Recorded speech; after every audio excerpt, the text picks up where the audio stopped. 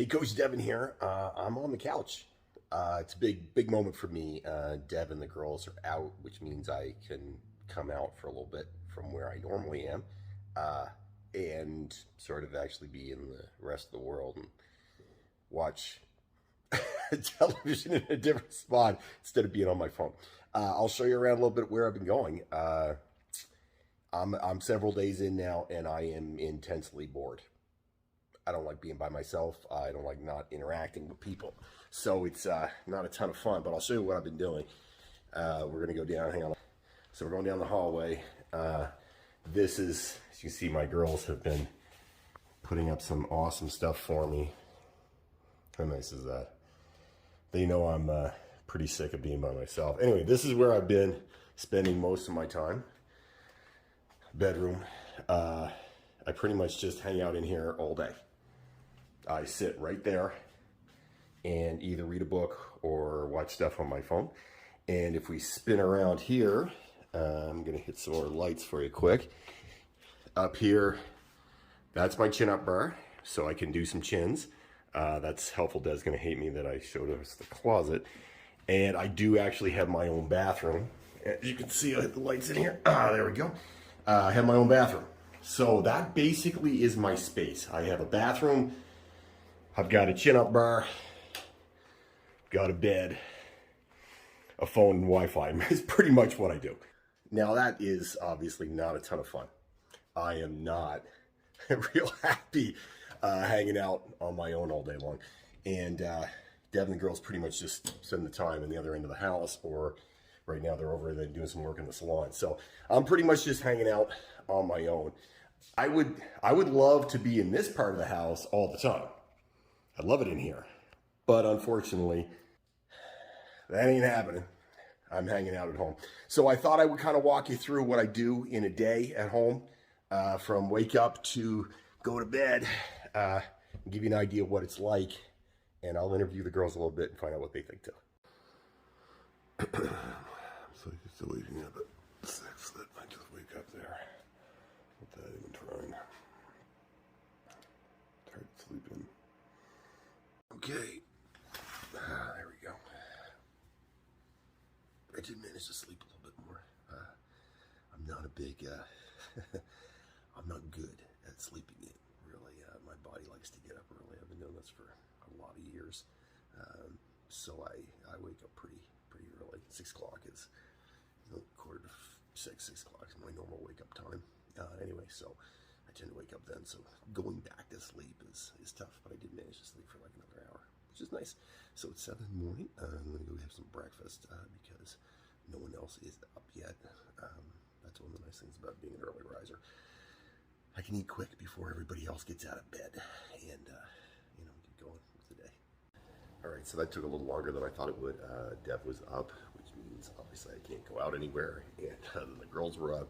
So it's a little bit of a challenge to get breakfast. It took a couple hours before everybody was settled down and I could actually go do stuff. But I'm going to show you my breakfast real quick. I eat the same thing every day. Hang on. So this is what I have for breakfast. It is oatmeal, protein powder today. I just put a bunch of cut up apple in it. Sometimes I put in, oops, making a mess here. Sometimes I put in frozen fruit too. It is an easy and simple way to have your breakfast. It gives you lots of protein, some good carbs, fills you up, satiates you for a bit. It's an awesome one. Give it a try. Make sure when you make the oatmeal, add extra water to it before you put the protein powder in, or it will become like cement and gross. So you need it to be a little soupy before the protein powder goes in. Okay, so it's noon now. I just finished my second online client for today. To be honest, I always thought that I would hate doing online training like that, like in, call through Facebook Messenger or, video chat. I always thought, that's not going to be my thing. But you know what? You can do it.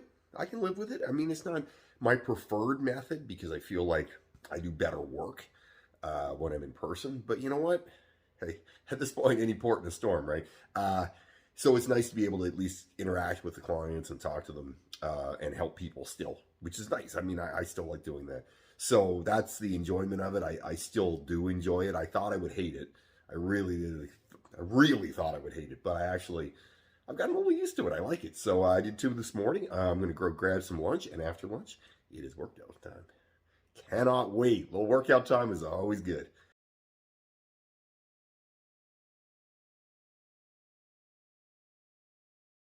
Isolation for positive cases and close contacts. All right, let's talk about this. And our advice is changing. Our approach is changing in response to what we're learning about Omicron. In a nutshell, for most people, starting on Friday, this coming Friday, both the isolation period for positive cases and close contacts will be shortened. Thank you, Jesus. Evidence shows that the Omicron variant has a shorter incubation period than with the original strain. And the majority of transmission happens in the early part of the illness, generally 1 to 2 days before a positive test or symptoms begin, and in the first 2 to 3 days after. All right, let's do this, String. To be safe, we are landing on changing the isolation period for most people who get COVID-19 from 10 days down to 7 days. Of course. And I say most because could have called that one. Status matters and matters a lot. But it's better than nothing. People who are fully vaccinated, that's at least 2 doses of vaccine, and children under 12. And the reason we say children under 12 is that they have not yet had time to get 2 doses. So those people will be required to isolate for 7 days following the start of symptoms or a positive test. And if they're asymptomatic, good, I'm done Friday. Thank you, Jesus. And they have no fever for the past 24 hours, they can leave isolation after just now 7 days. Previously it was 10 days. But those who are not fully vaccinated. All right, so I was hoping absolutely selfishly that it would be 5 days. That was purely on a selfish side of things. I did tell my wife last night that I thought 7 days would be a little more reasonable. So selfishly, I want out because I am pretty sick of being in here, and I'm feeling super stressed out about it. It's not good on my head. But I do think what Strang did here that's pretty fair. It's not perfect. Because obviously longer would be probably safer for everybody, but the data obviously is showing that a little shorter time frame is reasonable. I think 7 days is actually, you know what, I'm going to take that back. I think it is the perfect call. That is, he's splitting the difference between 10 and 5. I think that's pretty fair. Means I get the heck out of isolation on Friday, which is great, and it does allow people to hopefully staff businesses better and things like that, because everybody's having challenges around that time frame. So I think overall, I think Strang made the right call here, for sure. And along the rest of what I'm doing with my day, that's the way it is. Someone is shunning me. He doesn't like to be on camera. He's all shy, but he does come in and hang out with me during the day, which is nice. And the girls came and sat at the bedroom doorway literally on mats and talk to me for a bit. I'm not too proud to say this is kicking my ass. It is absolutely kicking my ass. It is so fucking hard to just be cooped up in a room, and the stuff that I need for mental health. I'm an extrovert. I like being around people. If you're going to go by the languages of love, mine are physical contact or physical affection and quality time. Those are mine, and I'm not obviously getting either of those. And I'll be the first one to tell you, like, I mean, I'm only 6 days in, and it is hard. I take a lot of pride in feeling like I'm tough, in feeling like I can do anything. It's kind of, I've taken a lot of pride in that my whole life, like just feeling like, hey, I can handle anything, I can push my way through anything, and not this one. That's the best way to put it. Just not this one. I am having a horrible, and I think that's the best way to put it, a horrible time getting through this. It is just wrecking my brain. That's the best way to put it. I don't think I'm depressed, but I can tell you I'm really overly stressed. It's not a good headspace, and I do. A lot of people have reached out to me and messaged me and called me, which is awesome, makes me feel better. But I need the human interaction of seeing people of being able to be near people, near my family, be able to hug my family, all that stuff. That's something I need. Uh, I'm not a guy that is built for this at all, and it's kicking my ass, no question. Okay, so the other thing people have asked me a bunch about is exercise. I am exercising at home. I've done a bunch of different exercise. Showed a little video earlier about what I did today. And something to keep in mind on that is cutting my food down. I'm a pretty active guy. I'm up on my feet a lot. So I do a lot. I pick things up all the time. I'm moving things around for clients. When you're not moving as much, because I am in a very small space, really. I can't go a lot of places, and I'm not walking around much. I'm sitting a lot when I don't normally sit all the time. You have to cut your food levels down. So I've cut 2 full meals out of I eat about 7 times a day. I've cut 2 full meals out every day. I'm just trying to be smart and having fewer calories in my diet. I'm down about 4.5, 5 pounds right now. It sucks because I'm hungry. But I also know that if I eat to be, full, or eat like I did before, things are not going to be so good. So I don't want to come out of this gaining weight. So I have dropped some weight going in, but it's a tough go. But just remember, if you're not going to be moving as much, which I am not moving as much, you have to cut those calories down.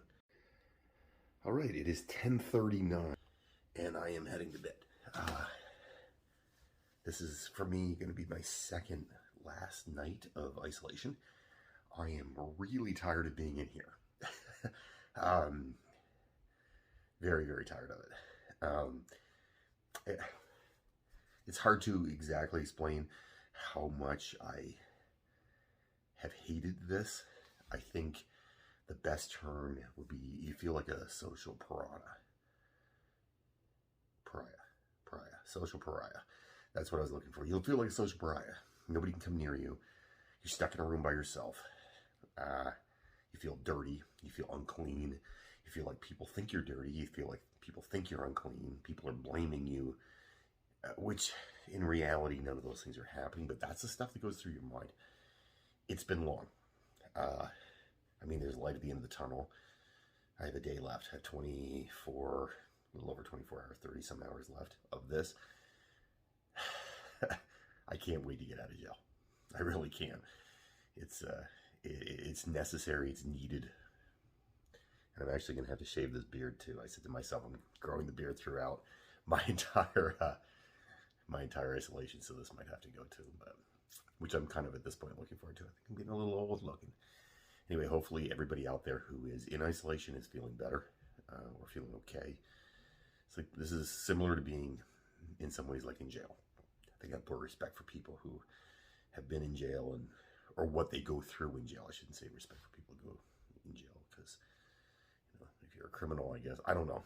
That's confusing for me, but yeah, I do very much want this to be over. Hope everybody's safe out there. Stay on top of things. Be careful. Don't fight the awesome.